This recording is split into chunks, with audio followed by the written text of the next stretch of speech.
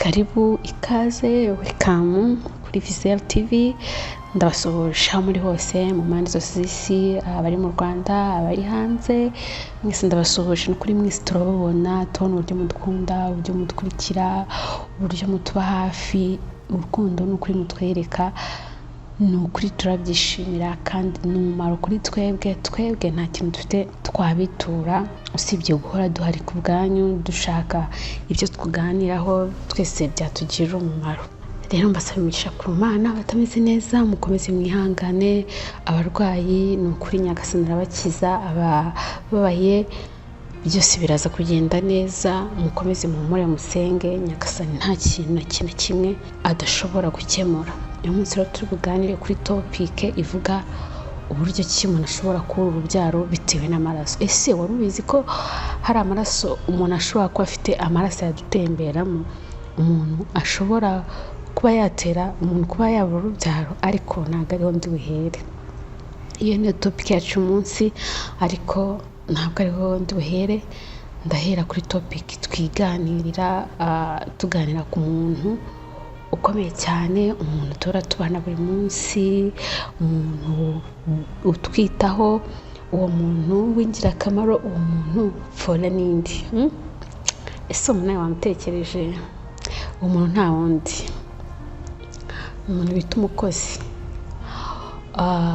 Bamwe bamwita umukozi, abandi bamwita umutantine, abandi bamwita housemaid.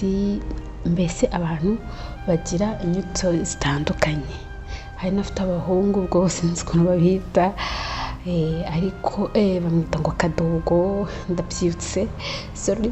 Ariko ni ukuri njyewe icyo navuga, umukozi cyangwa se bariya batantine badufasha ni abantu bo kubahwa.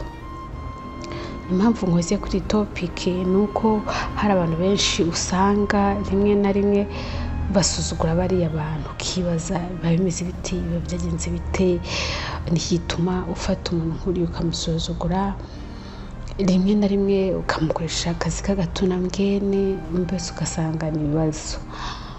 Urugero ndavuga nko ku bantu nk'abangayira nka batatu cyangwa bane. Uwa mbere ndavuga ku muntu ufite umutantine mu rugo cyangwa se mu kadogo cyangwa se undi wese umufasha. Bariya bafasha bacu cyangwa se bari abadufasha mu rugo, ni ukuri ntabwo tujye dushyiremo amarangamutima cyangwa se nitujya guha imirimo badukorera dushyiremo n'ubumuntu.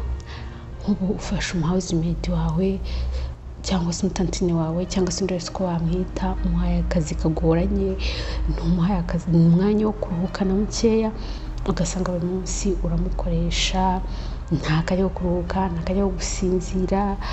Mbese kandi ari wowe cyangwa se umwana wawe cyangwa se undi wese muri famille, ibyo bintu utatinyuka kuba wabikorera uwo ari we wese waje kugana. Mu by'ukuri uramutse umuhaye akazi ko akazi gahoraho buri munsi, ukamugenera n'akanya ko kuruhuka, buriya hari ikintu byagutwara rwose. Bamabusha abantu ba bosi, muzi ko muvunisha abakozi banyu cyangwa tantine kumwita wese, uriya muntu gufasha mu rugo ku rwego rwo hejuru. Rwose iyi video yiteho, ujye umuha imirimo kandi umenye ko nawe ari umuntu akeneye kuruhuka, afite umubiri nk'uw'abandi. Ahandi ndavuga ku bantu bababwira nabi. Ugasanga ufite umukozi uri kumutwara, wacushuwe, wagiye ibitutsi byinshi cyane ntanasubiramo, kandi urabizi neza ko uriya muntu agufasha mukanya umusigira umwana. Ese nawe uzari ufite umwana, ufite umwana utari umutware ku kazi, usize ubabaje umutantine wiwe, urumva ari bumurera ate? Nasigara mukubita uri bubaze? Ibiryo uri bumuhereze cyangwa amata nasigara yashyizemo amazi uri bubaze? Ese nawe ku giti cyawe aramutse aguhumanyije uri bubaze? Ese naramuka agenda yakwibye uri bubarize hehe? rero tujye twiga kubabanira neza, tubabwire neza.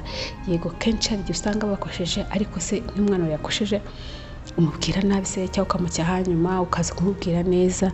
Ni ukuri igihe tuba twabwiye nabi tugiye tufata akanya tubanezeze, cyangwa se twirinde kubabwira nabi cyane cyane, cyangwa se ugire ubundi buryo umukosoramo ariko udashyizemo cyane cyane ibitutsi bya nyandagazi se, cyangwa se udakoresheje ibindi bintu bishobora gutuma akugirira nabi. Urabizi ko akugaburira, urabizi ko agufurira, urabizi buri kimwe cyose ubuzima bwawe bwose aho ufite mu ntoki. Warangiza ukagira ute ukamubwira nabi, ibaza utashye akaguhumanya. Yego wenda ashaka kuba ari gukurikiranwa n'inkiko akagira ate, ariko wedeje ubuzima warangije kubura. Bari abantu tugiye tubanira neza. Ikindi ndavugaho n'abamaje cyangwa ababosi babambura, ugasanga umukozi aragukoreye igihe kinini, akazi kenshi. Ese muzi kari akazi uburyo karushyamo? Murabizi kari akazi ko mu rugo kararushya. Uzarebe umunsi ubutamufite, ukuntu uba wagize stress, ukuntu uba wenda gusara, kandi ukamubwira waza wakoze iki yihererere, ariko wowe wabisigara mu munsi umwe ukenda kuhasiga ubuzima. Akazi ko mu rugo karavuna, nubwo sometimes utabona ikintu wakoze, karavuna turabizi. Niyo mpamvu rero ugomba kuba abatantine barimo badufasha, ukamenya ko ugomba kumuhemba, ukamuhembera igihe. Turabizi wenda hari igihe udafite amafaranga, wenda bitewe n'igihe ubona amafaranga cyangwa se hari upanga ibintu byawe ku gike bikanagupfana, ariko igihe ubonye amafaranga umubwira uti nzakwishyura iki iki n'iki, umwishyure. Reba kugira ngo umukozi agukorere, agikorere abana, agira ati nurangiza umwambure pe, agenda utamwishyuye. Mbarira mbwiye uwo mukozi agarutse akakwiba, cyangwa se ukazasanga yaraje yoshyura undi mukozi mugenzi we wazanye bakugira nabi. Mu by'ukuri icyo gihe ntabwo ari uzaho wisize. Ikindi ndibuvugeho, ntabwo ndibuvuge kuba amabuje cyane uyu munsi, ariko ndavuga no ku mukozi muri rusange. Umukozi harimo n'abakozi nabo bigira nabi pe, bagasanga bananiranye, ari kwitwara nabi, ari gusuzugura ibyo wamubwiye si byo ari gukora.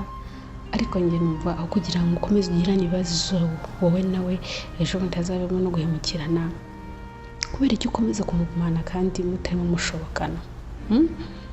Wamwirukanye ugashaka undi mushyashya, aho kugira ngo muzagirane ibibazo.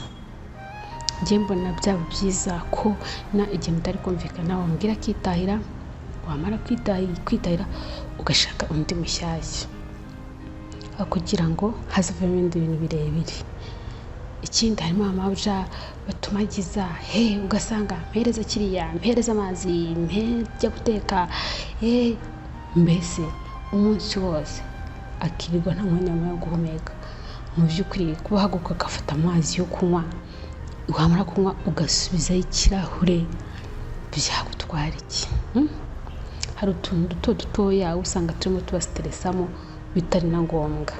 Mujye mureka tubafashe, nabo ni abantu kandi bakeneye kuruhuka, tubabane neza, mbese ubuzima bukomeze kugenda neza. Naho kenshi cyane ukomeza utamufata neza cyangwa utamutwara neza, umva azaguhemukira, kandi azaguhemukira bikubabaze, bikurenge, kandi kenshi biba biturutseho. Ubonye rero mutarimo, hari umujyi umwe muri mutarimo kujyanamo, wamubwira akigendera, mbona ibyo byaba byiza.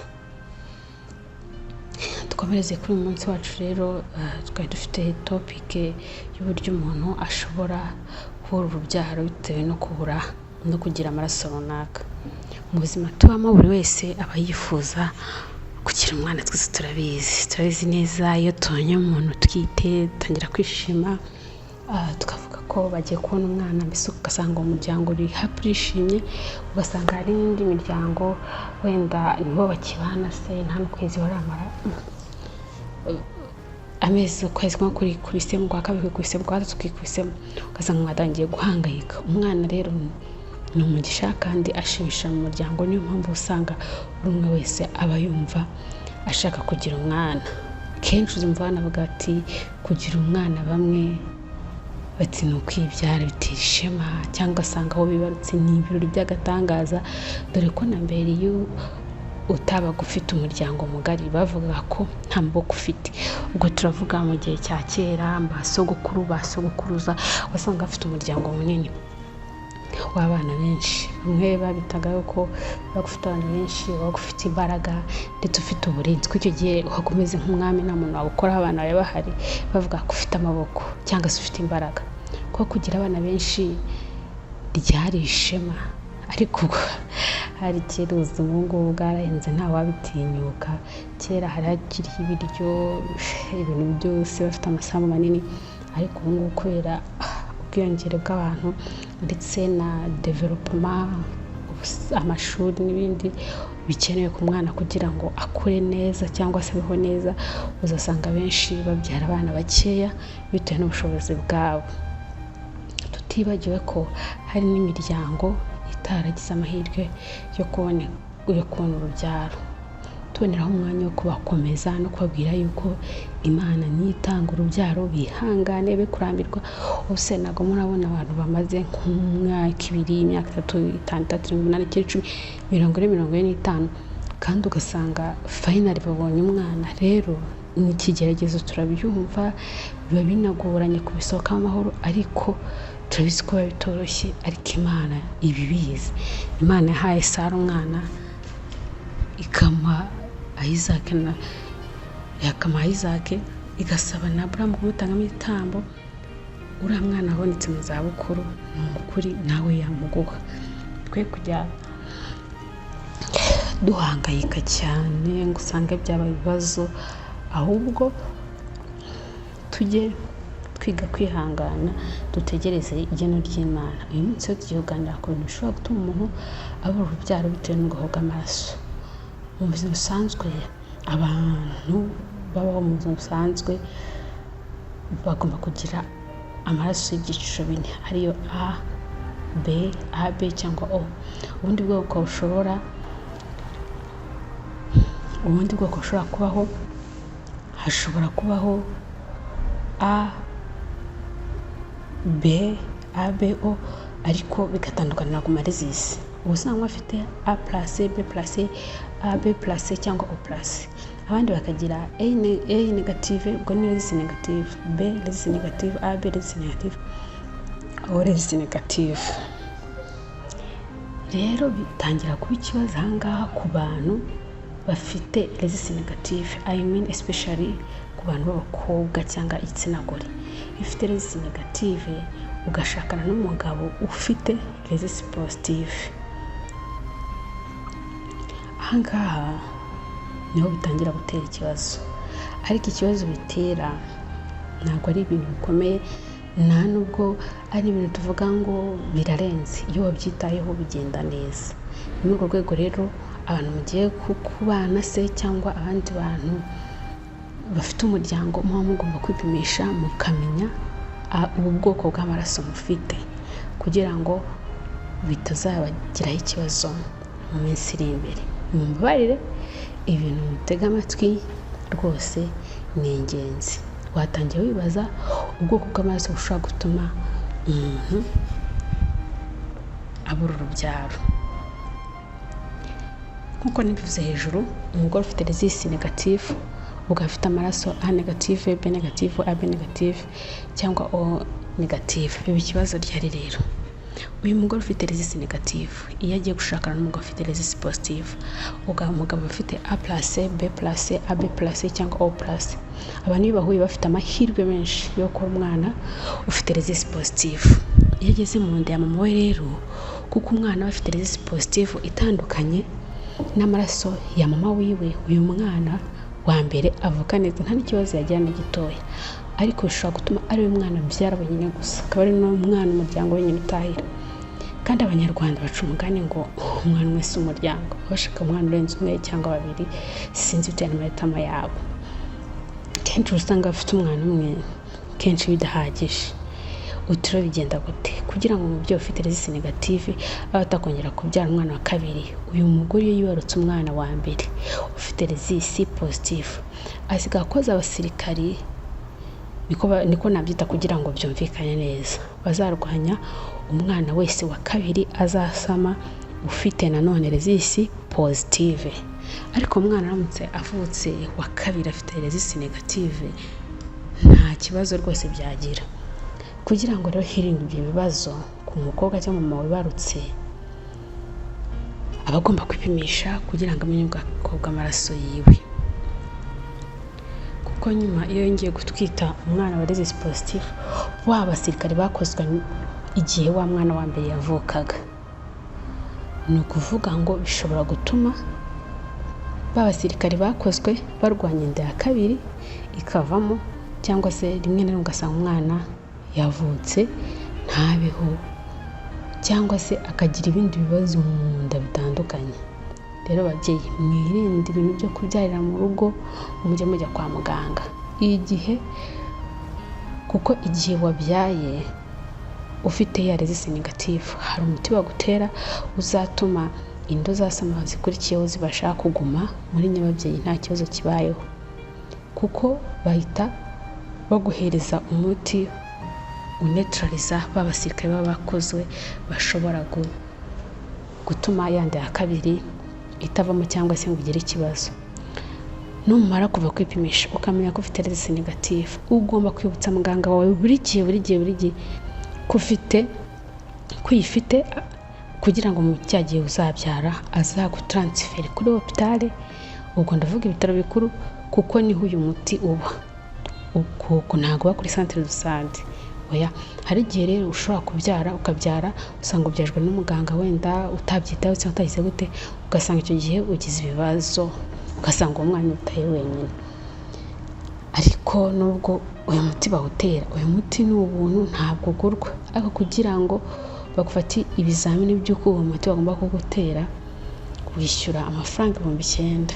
Amafaranga 9,000 numva ataba ari menshi cyane ku buzima bw'umuntu, ku muntu ushaka kugira umuryango mugari, ku muntu ushaka kwibaruka, ku muntu ushaka kubaho neza. Uyu mubyeyi igihe yagize resistance negative akabyara umwana ufite resistance negative, uyu mwana nta kibazo agira na gito, we nta nubwo atamuwagira za mpinduka twabonye hejuru, rwose baba bameze neza. Ibindi bintu bishobora gutuma nawe urubyaro rero, iyo wabyaye umwana wa mbere ugahagarika kubyara, bya bindi twita kuba uretse nyine ukaba ubyihoreye, overe zisohoka cyane kubera ujya mu gihe cy'uburumbuke. Turabizi ko iyo ujya mu gihe cy'uburumbuke hari overe iba yakuze isohoka. Urumva rero ko uba ukomeza kujya mu gihe cy'uburumbuke ukomeza gusohora ukomeza gusohora za overe zawe. Noneho iyo udahise ubyara wenda ngo usigemo igihe gitoya wongera ubyare, izo overe zirasohoka zikazagira igihe zikarangira. Umuntu rero ukunda kubyara kenshi we rwose nta kibazo afite, aba afite saving za overe ziwe, kubera ko urumva igihe atwite amara nk'amezi 9 cyangwa 10 atajyaho imihango, ugasanga za overe ze ntizasohotse. Ariko we nushyiramo agatamoro kabaterekamo ndetse ubya mwana mu myaka 30 ukavanga uzajyana undi 35, ufite amahirwe make rwose yo kuzongera kubona urubyaro. Ikindi gutinda gushaka nabyo ushaka gutuma babyara. Birazwi ko ubundi umuntu ashaka guhera ku myaka 21. Uko utinda gushaka rero ukajya mu myaka 35 ni nako amahirwe yo kubona urubyaro aba agenda agabanuka, kuko waragiye mu burumbuke igihe kirekire, overe zawe ziri strong zararekuwe, warangiza wagira muri kiriya gihe imyaka 35, dore ko biri na risk kubyara muri iriya myaka, ugasanga ugize ikibazo ubuze urubyaro kubera ko waratinze. Buriya byo byiza abantu bagiye babyara mbere y'imyaka 35, kuko ufite imbaraga, umugore afite imbaraga cyangwa umubyeyi afite imbaraga, n'undi wari wese wo gutwita kandi afite overe strong kandi akimeze neza cyane. Nkuko rero ku myaka 35 ku mugore aba kwibaruka bigoranye, nako no ku mwana munsi y'imyaka 18 kwibaruka bigoranye. Niba ufite umwana uri munsi y'imyaka 18 usabwa igihe yatewe inda cyangwa hari ibindi bintu bidasanzwe byatumye umwana abyara kubyarira ku hopitali, kuko iyo byari kwa muganga kuri centre de santé ntabwo biba byizewe cyane, kuko uyu mwana hari imyanya myibarukiro yiwe iba itaraba develope cyangwa itarakura. Rero habyariye ashobora kwangirika imwe mu myanya y'ibanga. Rero bagomba kubyarira ku bitaro kugira ngo hitabweho n'inzobere zo kwa muganga bamenye icyo bagomba kumufasha kugira ngo uyu mwana ataza kwangirika. Murakoze rero kuri kubwo kumpa umwanya nyine tukaganira, kubumvisha ikiganiro cyacu. Ndabashimiye by'umwihariko kandi mbabwira ko mbakunda cyane, mbakunda. Ni ukuri ukunda muri kunyereka, ntimuzigere munjya kure, muzakomeze munkunde, mumbe hafi, mbese tuganire, twungurane ibitekerezo. Ni ukuri mukomeze mube hafi yanjye, ntimuzagende ngo munsige, ahubwo tuzagumane tujye dukomeza twagura umuryango. Nibutsa abantu nyine batarakora subscribe, mukore subscribe. Abantu mutarakora kunzogera, mukore kunzogera kugira ngo mujye mubona ibiganiro byacu. Umuntu akore na share, kuko nk'iki kiganiro tuba dukoze hari abantu benshi baba batabizi. Rero tujya kwa muganga kugira ngo tumenye ubuzima bwacu. Bye bye, ciao ciao, ndabakunda. Imana ibarinde kandi ibyo mujya mukora bibahire cyane. Ndavuga akazi ka buri munsi mukora, ibyo mpamvu bya buri munsi. Imana ijye ibarinda kandi bagire neza, ibahe umugisha. Bye bye bye.